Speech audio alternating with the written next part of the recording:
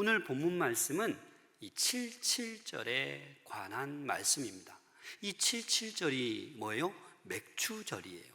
그래서 똑같은 말로는 오순절, 초실절 이러한 것들이 다 이 맥추절을 의미하는 거예요. 그래서 이 농사를 지은 다음에 창고에 쌓은 다음에 하나님 이렇게 먹을 거 주셔서 감사합니다.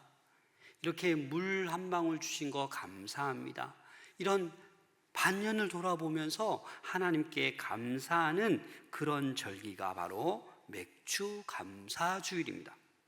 하나님을 경배하며 찬양하며 기뻐하는, 즐거워하는 절기가 바로 맥추감사주일입니다.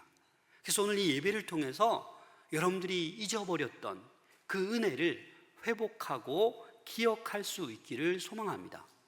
왜냐하면 여러분, 반년이 지났는데 이 상방이 너무 힘들었다, 너무 고통스럽다, 이런 생각만 할 것이 아니라 그래도 그 와중에 하나님께서 베풀어 주신 그 은혜를 우리는 기억할 수 있어야만 합니다. 오늘 9절 말씀을 보시면 7주를 셀지니 곡식에 낫을 대는 첫날부터 7주를 세어, 그래서 77절이라고 하는 거예요. 이 보리를 수확하기 시작하면서 이제 7주 동안, 근데 이 맥추 77절에는 밀을 거의 늦깎이에 거둬요. 그래서 보리 추수를 시작으로 밀을 거두기 끝나는 그 7주, 이게 77절입니다. 그래서 보리도 수확하고 늦게 밀도 수확하고 그 다 마친 다음에 이 수확하게 하신 주인이 누구예요? 하나님이거든요. 하나님께 감사하는 거예요. 올해도 하나님 이렇게 보리를, 이렇게 밀을 추수할 수 있게 하심을 너무나도 감사합니다 라고 고백하는 거예요. 여러분, 사실 이스라엘 백성들은 40년 동안 어떻게 했어요? 광야 생활을 했어요. 그래서 이들의 주는 뭐예요? 목축업이에요. 늘 이동했어야 돼요. 그런데 약속의 땅에 들어와서는 어떻게 해요? 농사를 짓게 된 거예요. 농사를 해봤어야 알지요. 그래서 이스라엘 백성들이 목축업만 하다가 이렇게 씨를 뿌리고 농사를 지었는데 너무 잘 된 거예요. 근데 내가 잘해서 한 게 아니라 누가? 하나님께서 도와주셔서 너무나도 이 풍성한 보리와 밀을 거두게 되어서 감사한 게 바로 77절이다라는 거예요. 하나님의 도움이 없었으면 이 농사를 성공할 수 없었는데, 우리가 뭐 아는 게 뭐가 있어요, 이스라엘 백성들이. 그런데 하나님께서 도와주셔서 보리와 밀을 수확할 수 있었다라는 것입니다. 여러분, 우리 인생도 마찬가지입니다. 1월부터 6월 말까지 많은 일들이 있으셨을 거예요. 아마 좋은 일보다 나쁜 일이 많았던 분들도 있고, 또 나쁜 일보다 좋은 일이 많았던 분들도 있을 거예요. 하지만 이 맥추감사주의를 새로운 여러분 시작점으로 보셔야 됩니다. 여러분, 축구 경기 좋아하시나요? 네. 축구 경기가 몇 분, 전반전 몇 분이에요? 오, 왜 이렇게 잘하세요? 전반전 45분, 후반전 45분, 중간에 뭐라고 그래요? 하프타임 몇 분이에요? 네, 15분. 그런데 여러분, 이 왜 하프타임이 있습니까? 이 전반전을 졌더라도, 골을 먹었더라도 이 하프타임을 통해서 감독이 지시하는 거예요. 전략을 다시 짜고 실수가 뭐였고, 이렇게 15분 동안 하프타임을 통해서 실수를 분석하고 다시 후반전을 철저히 준비해요. 그러다 보면 하프타임이 끝나고 후반전에 대역전승을 거두는 경기들도 많아요. 올 한 해를 뒤돌아볼 때 오늘 이 맥추감사주일이 새로운 전환의 기회의 날인 줄로 믿습니다. 그래서 6개월을 돌아보면서 우리가 기억해야 될 감사의 제목들을 가지고 하나님 앞에 감사를 해야 되는 거예요. 여러분, 오늘 예배 나오면서 이 감사의 지수가 이 높은 사람도 있을 것이고, 감사의 지수가 바닥을 치는 분도 있을 거예요. 되는 일이 하나도 없네. 우리 가정에도, 교회에서도, 직장에서도 생각했던 대로 되는 게 하나도 없네. 오늘날 너무 어렵잖아요. 경제적으로 어렵고 너무나도 힘들잖아요. 그래서 갈수록 감사를 잃어버리는 거예요. 그래서 오늘 이 맥주 감사 주일이 이 상반기를 어떻게 보냈던지 간에 후반전을 준비할 수 있는, 하나님 안에서 새로운 전략을 짤 수 있는, 새로운 결단을 할 수 있는 여러분들 될 수 있기를 소망합니다. 반드시 후반전, 우리 하반기가 풍성하게 하나님께서 넘치도록 은혜를 더 주실 줄로 믿습니다. 그래서 우리는 오늘 본문을 통해서 어떻게 구체적으로 감사해야 될까? 뭐 그냥 감사하십시오 그러면 끝나는 겁니까? 근데 오늘 본문을 보면 세 가지 핵심적인 동사를 살펴볼 수 있어요. 뭐 결론적으로 말씀드리자면 기억하셔야 됩니다. 그리고 드려야 됩니다. 그리고 나눠서 함께 즐거워해야 됩니다. 오늘 핵심이 이 세 가지예요. 먼저 여러분, 우리는 기억을 해야 됩니다. 근데 우리 인간은 뭐예요? 다 잊어버려요. 특히 은혜를 잘 잊어버려요. 12절 말씀 함께 읽겠습니다. 시작. 너는 애굽에서 종되었던 것을 기억하고 이 규례를 지켜 행할지니라. 여러분, 이 77절이 6월절도 아닌데 무슨 애굽의 종살이 된 것과 연관이 있습니까? 그런데 여러분, 애굽의 그 종살이 시절을 기억하라라는 거예요. 그 농경 문화권에서 풍성한 지금 수확을 얻을 수 있는 이것을 기억하라는 거예요. 예전에 여러분 이스라엘 백성들이 어떻게 애굽에서 살았습니까? 출애굽기 1장 14절 함께 읽겠습니다. 시작. 어려운 노동으로 그들의 생활을 괴롭게 하니 곧 흙 이기기와 벽돌 굽기와 농사의 여러 가지 일이라. 그 시키는 일이 모두 엄하였더라. 농사의 일만 이뤄도 힘들 텐데 흙 이기, 벽돌 굽기, 수많은 일을 엄하게 시킨 거예요. 노예 생활을 한 거예요. 그때를 기억하라라는 거예요. 지금 이렇게 마음껏 풍성한 보리와 밀을 수확할 수 있는 이것을 기억하라는 거예요. 그때 그 고난당했던 그 아픔의 시절을 기억하고 감사하라라는 것입니다. 그래서 여러분, 우리는 이 첫 번째 뭘 기억해야 되냐면 하나님의 은혜를 기억할 수 있기를 소망합니다. 과거의 은혜를 잊어버리면 안 돼요. 망각해버리면 안 돼요. 과거의 은혜, 내가 노예와 같은 죄인이었는데, 악의 노예였는데, 악한 영에 끌려다녔는데 이제 하나님께서 은혜를 베풀어 주셔서 하나님 백성 되게 하시고 지금 인도해 주심을 우리는 기억하고 감사해야 하는 것입니다. 그래서 프랑스 속담에 이런 말이 있어요. 감사는 기억하는 마음이다.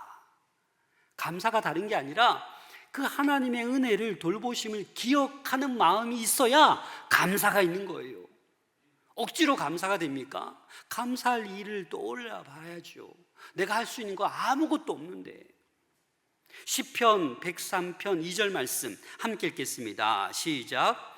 내 영혼아 여호와를 송축하며 그의 모든 은택을 잊지 말지어다. 모든 은택, 모든 은혜를 잊지 말라라는 거예요. 잊지 말고 여호와 하나님을 송축해야지. 다 잊어버리고 뭘 송축하겠다라는 거예요.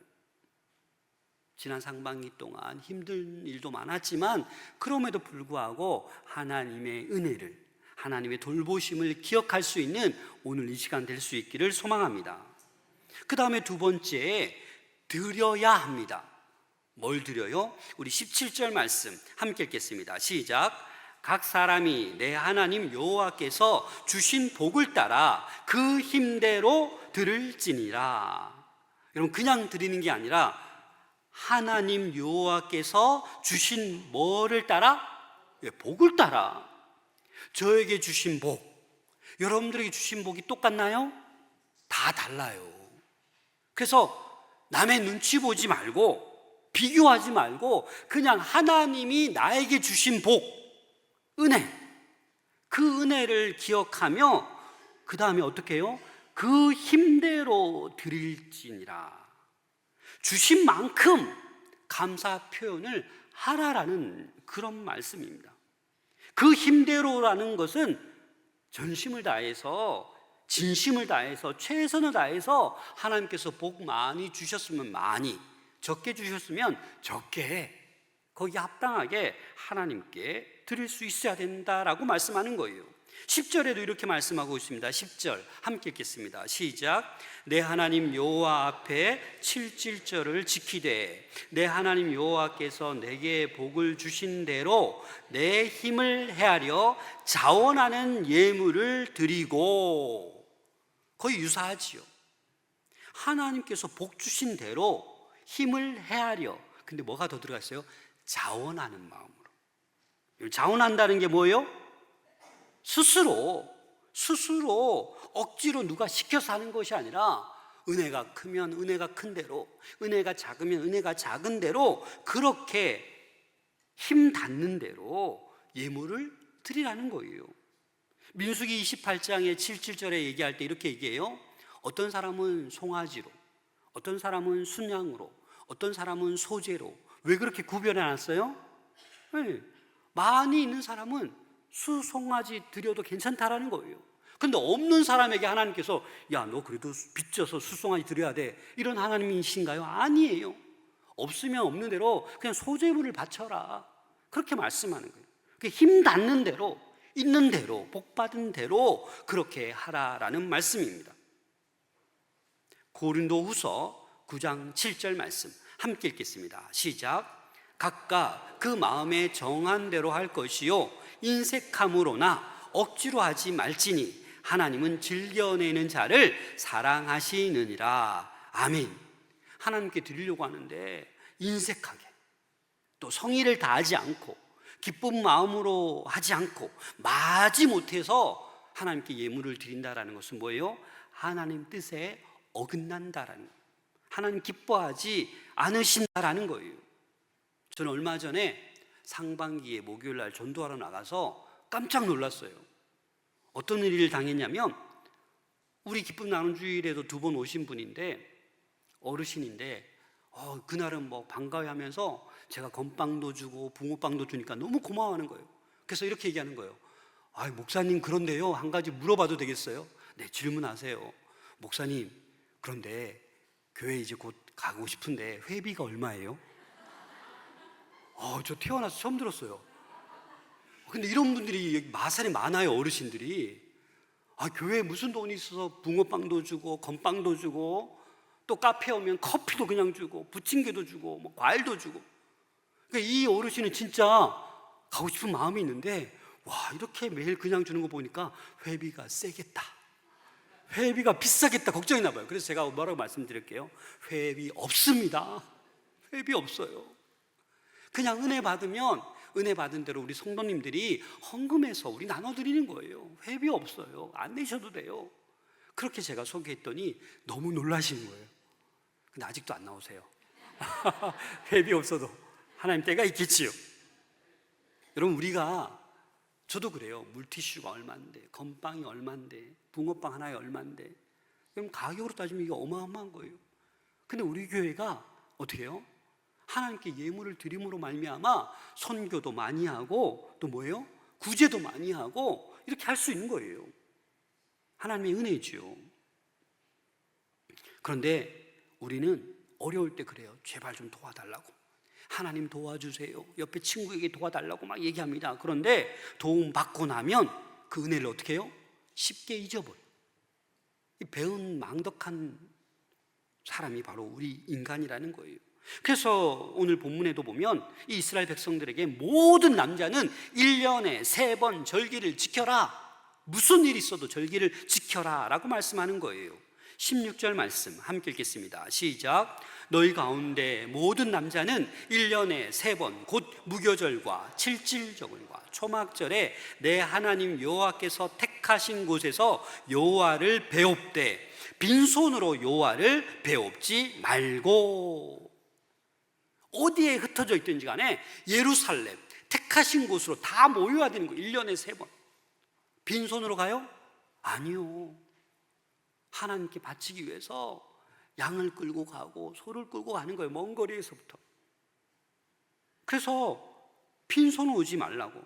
근데 여기서 여러분 오늘 본문에서 하나님께 나갈 때 빈손으로 오지 말라, 꼭 물질만을 얘기하는 게 아니에요. 우리의 헌신과 우리의 순종을 요구하는 거예요. 바쁜데 뭘 예루살렘까지 가야 돼요. 그러나 순종을 요구하시는 거예요. 헌신을 요구하는 거예요.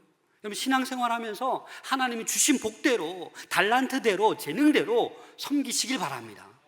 헌신하시고 순종하시길 바랍니다. 하나님은 물질은 물질대로, 또 재능은 재능대로, 봉사는 봉사대로 모든 걸 보시는 거예요. 하나만 보는 게 아니에요. 받은 바 은혜를 기억하면서 은혜를 기억하면 자연스럽게 감사가 나올 수밖에 없는 것입니다. 그리고 감사는 나누면 나눌수록 커지고 기쁨은 배가 되는 것입니다. 그래서 우리는 세 번째, 이 하나님께 드린 다음에 어떻게 해야 되나? 기쁨과 즐거움으로 이것을 나누어야 됩니다. 우리 11절 말씀 함께 읽겠습니다. 시작. 너의 자녀와 노비와 내 성중에 있는 레위인과